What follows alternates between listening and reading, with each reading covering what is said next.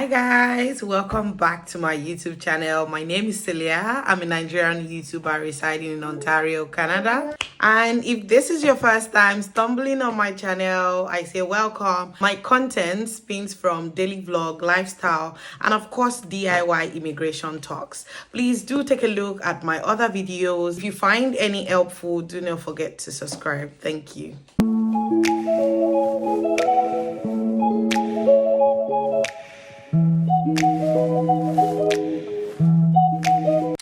With Canada, there's always a new release, and when the new release comes into play, sometimes it favors people, sometimes the ripple effect is mostly to the new immigrants. And of course, today's video, we would be discussing about the latest immigration update, the big news, the incoming news that the Immigration Minister, Mark Miller, announced on the 22nd of January.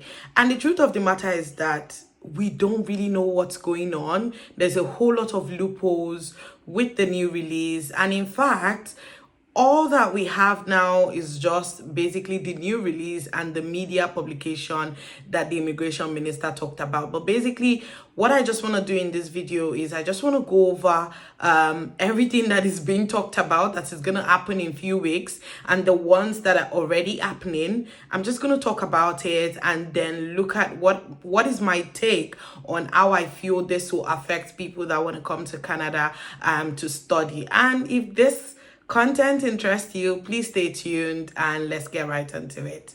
So I back to the topic. I think that a lot of things have been happening worldwide. We know that UK started their own last year, where they stopped students from bringing their spouses to come to them to study in the UK, except it's the PhD course. And I think that Canada did took some notes. They took some note from the UK, and that's the ripple effect from this latest immigration updates that the minister just announced on the 22.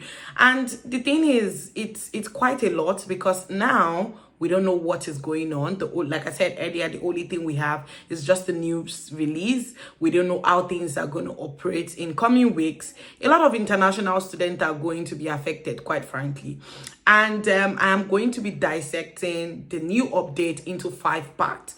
This is for us to understand basically all of those new things that are coming into place in a few weeks. And I'm going to be starting with the first one. So the government decided that they were going to set an intake cap on international students. That's the first one.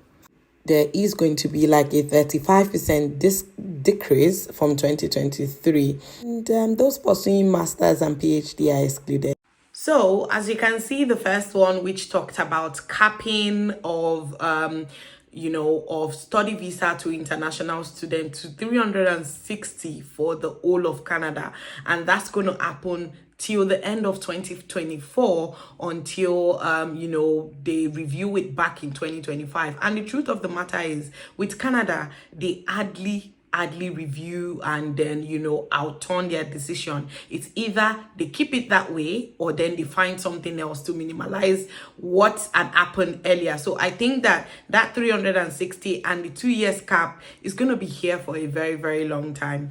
And also, from the indication of things, I think that the people that are mostly going to be affected are like the provinces that have quite a lot of international students already. Talking about Ontario, talking about BC, those people are going to be affected a lot, because if you look at some other province as opposed to the most province where you have people going to, then when the allocation comes into play, you would see that it's going to be affecting larger province that have more students as opposed to location that people don't really go to. So the second thing is the cap, which I just talked about. They are now going to be allocating to provinces the amount of students that can come into the country.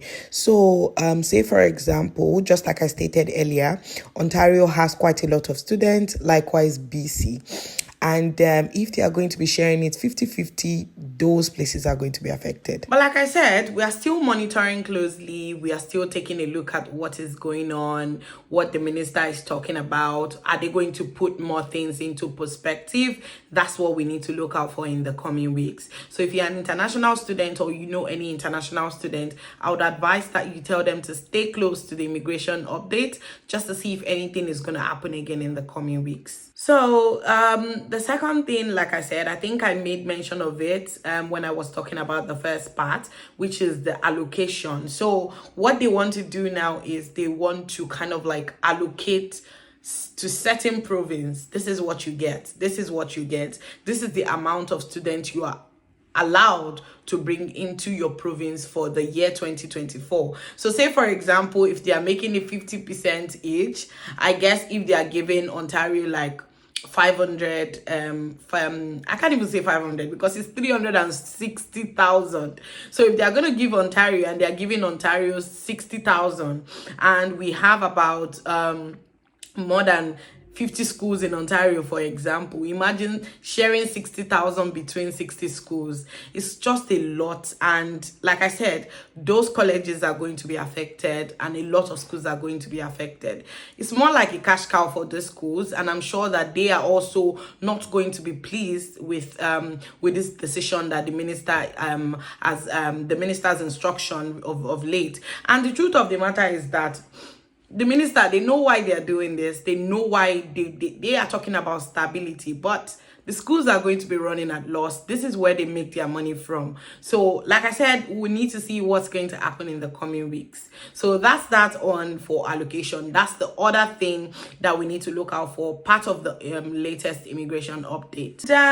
After the minister made an announcement on, after the minister made an announcement on the 22nd, the minister also went online on his Twitter page to say that most people that are trying to apply for admission right now, that they are trying to submit their visas right now, they should put a hold onto that until March 31st, 2024, till provinces are going to figure out how they are going to issue attestation letters to those students, which brings me to the next one, the third thing on the list of the update, which is attestation letter. Before, there was nothing like attestation letter for other provinces except from Quebec. But now, the minister has announced that before you can apply for your study permit, an attestation letter is going to be part of what you need to be providing. They did not really state what an attestation letter is going to be. Like I said, we need to look out for what is coming or how that's going to be. How are people going to apply for this attestation letter? We need to take a look at what that is. And like I said, we still need to keep up with the immigration update to know what attestation letter is. But for now, if you are vying on applying for your admission for May, September, there's going to be a lot of change, because effective from 2022, January 2024, attestation letter is now compulsory, and there are some other people that are also exempted. I'm just going to show you from the website of IRCC. If you pan into the website of IRCC, you would see that the study permit application, the application portal, the instructions is now different. It's now inclusive of an attestation letter. So each province would issue their student an attestation letter before such a student can apply for their study permit. But like I said, we don't know what this attestation is all about. We don't even know what to expect or how students would apply. So all we just need to do is to see and to wait it out, basically. So I made mention of the portal, the study portal. You see that they have a new update, attestation letter, new eligibility requirement. You could see where they stated that as of January 2022, from January 2022 to January 22, 2024, you must include an attestation letter, and they proceeded to show from the same portal how to get an attestation letter. It has to be from the province. We don't have any more information, but basically that's just what it says. Just like I stated, it has to be amongst the things that you would submit when you want to submit your study permit. And it also exempted some people from applying for study permits. Like those people don't need attestation letter. If you have your children coming with you to study in Canada and they are from kindergarten to grade 12, they don't need it. If it's a student of master's, PhD, and other postgrad that we don't know what it means, they don't need it. So you see that there's still a lot to clear in the coming week. And the fourth one, or the third one, if I must say, the third information from the immigration update that the minister just announced is to the effect that starting September 1, international students who begin to study program that is part of a curriculum licensee arrangement will no longer be eligible for work permit. These are basically like public school, private school agreement where you have international students who have come to Canada under the platform of a public university, public college rather. So those schools will no longer be able to get what's it called, PGWP after the study. I guess like they said, those schools are kind of like the reason why we are here in the first place. Masters are not affected, likewise PhD programs. So you could see that the people, I think that from what I understand from this PPP situation is the fact that there are some public colleges, there are some public schools that, they operate in such a way that you get your visa, but you say that you are going to that school. But upon landing in Canada, you don't go to that school to actually study in that school. Where you go to, it's a private institution that is run by a different body entirely. You go there to study, and all the public college needs to do is to give them their curricula. So they give them their curriculum, which is what they follow to teach their students. But in actual sense, you got a visa to say that you are coming. I'm just going to give you an example. Say, for example, you're coming to a place like Sheridan College, for example. And Sheridan College has another college outside of Sheridan College that is totally different from Sheridan College that you got an admission for. The name is different. You definitely know that it's a private institution. They use the same curriculum as Sheridan, but it is not actually Sheridan College. So those people are no longer going to be entitled to PGWP. And I think that these are the actual people that got us to where we are in the first place, because a lot of all this PPP have actually lied, or I would say that some agent has actually lied to international students to apply to these schools. These people are making loads and loads of money, but then international students are being put into trouble.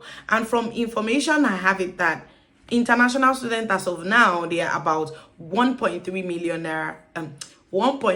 million in Canada. So that's a very, very, very high number. And the minister and all of these people in cabinet and stuff, they are linking house crisis, stability, economic issues. They are kind of linking into the fact that there's a whole lot of people coming into Canada, and the country is taking more than it can carry, basically. So they are trying to stabilize the country just for things to get better before they can review to accept more people. So that's basically that about the PPP. And for the fifth one, the minister made mention of the fact that in coming weeks, we don't know what in coming weeks is. This is putting a lot of people into frenzy. We don't know. One question that I asked about myself is it going to affect people that are already in Canada? Is it going to affect only people that are coming into Canada? The minister announced that in coming weeks, spouses of students that are doing diploma courses and undergraduate courses, with the exception of masters, PGD, and some particular professional courses like medicine and law, the minister announced that they would no longer be eligible for open work permit. And I think that what they're trying to do is probably going to be similar to what's happening in US, where Your spouse can come to US with you as a student, but your spouse cannot work whilst they are in the US. So I don't know if that's what they are about to do, but like I said, we just have to wait to see what's going on. And the truth of the matter is, as much as this is kind of like the ripple effect of this is going to be very, very sad for some, on the flip side of it, there are some people that are eating good from this, which are the people that are going to be doing a one-year master's course. So if you are going to be doing a one-year master's course, the new announcement is to the effect that regardless of the fact that you did a one-year master's course or you did a 1 year 4 month or 1 year 6 month, you are going to be getting a 3 years postgraduate work permit. So for them, I think that it's a good one for them because they are getting the good side of this. But what happens to other people that have already paid their fees, they just want to apply for their visas? There's quite a lot of questions, that needs to be raised, or there's quite a lot of questions that needs to be answered. And like I said, in coming weeks, we just need to keep our fingers crossed and see what's going to happen in coming weeks. And I think that brings me to the end of all of this update, and I'm going to put the link in the description box. Like I said, I just wanted to touch upon what it is that the minister just announced. I have been talking and canvassing about Canada all the while, but then it is very important for me to bring to you guys about this latest update because a lot of people are considering coming to Canada to study. I have friends who are ready to come to Canada to school for May, but then with this new update, a lot of things are being kept on hold, and which brings me to my own personal take. And I think that the first thing that I'm going to be talking about is the fact that it's no longer business as usual. Like, things is different, things are changing with immigration. Like, you don't leave it till last minute. Like, you don't leave it till when you're ready. It is when you can afford to do it and let it go. So see, now with all of these policies, immigration policies changes all the time. Like, you can't even drink water to drop the cup before a new release is out again. So that's number one thing for me. It's no longer business as usual. So the next thing is, what are people now going to start considering? Are people going to start considering express entry, PNP? Like, what's the way forward right now? Or are people even just going to sit back in their own country and then build their own country? Like, now we don't even know what's going on. Like, it's just a whole lot. The third thing is that even with the old new release, with the old immigration update, trying to stabilize things, trying to curb fraud and stuff like that, does that mean that there's going to be like a significant impact or a significant change with the express entry draw? And like I said, a lot of things are still quite unknown. As I get more information, I would certainly share with you guys. But the truth of the matter is that with immigration policy, everything is just left into frenzy until the government comes around to say that, you know what, this is what we mean. And if you take a look at the new release, there's quite a lot of things that are very, very vague. We don't know what they mean, like other postgraduate diploma courses. Like, there's a whole lot of things that we need to get clarification on. And another thing that I would also like to say is the fact that now, it's now back for people to go back to the drawing board. Do you want to go and learn French?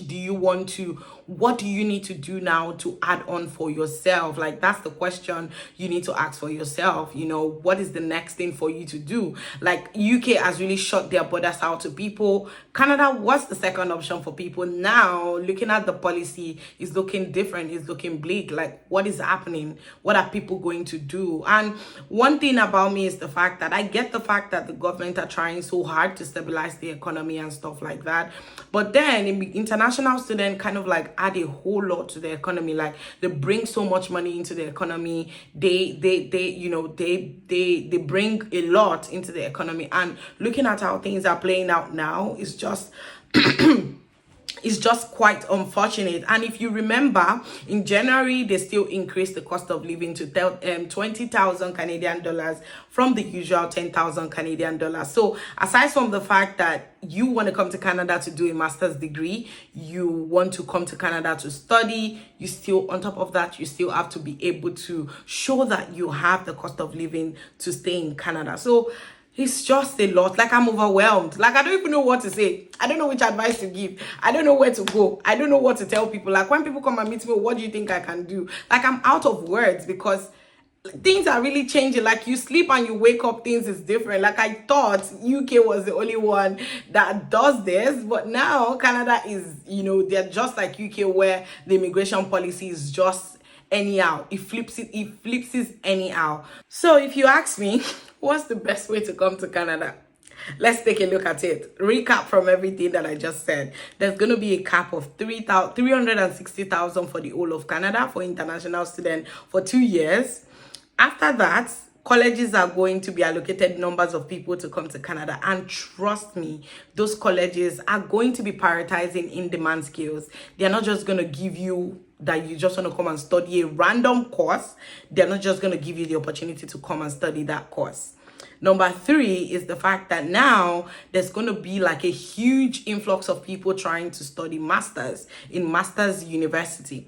I'm probably going to do a video of universities in Canada you can apply to, and just take a look at like your options aside from the colleges. So now people are gonna like put their focus on trying to go to universities, because they are the only ones that do not need attestation letter to apply for their visas. They do not need they don't have a visa cap. They are not constrained to the 360,000 allocation. Their spouses can come with them to work in Canada on an open work permit. You see that a lot of things are shifting towards masters and PhDs and stuff like that. I don't know why. I don't know what the reasoning is, but that's just how it is. And right now, if anyone is coming to Canada to study in Canada right now, even as an undergrad, it's going to be highly competitive. If you're coming as a master's student, it's going to be highly competitive. Like, even I don't know what best way to come to Canada right now. So like I said, stay tuned into the blogs, stay tuned and look at the immigration updates that's online. Don't let anyone sell a lie to you. That's why all of these platforms and all of those informations are there for you to read. And I think that brings me to the end of this video. And like I said, I'm going to be bringing up more information as it comes into play. Like, for example, if we have a proper way to apply for attestation letter, I'm going to make a video on that and I'm going to put it up. I made a video last week or last 2 weeks, but I wasn't able to upload it. I don't even know if I'm going to be able to upload it now, but I would see you guys back in my next video. Thank you. Bye.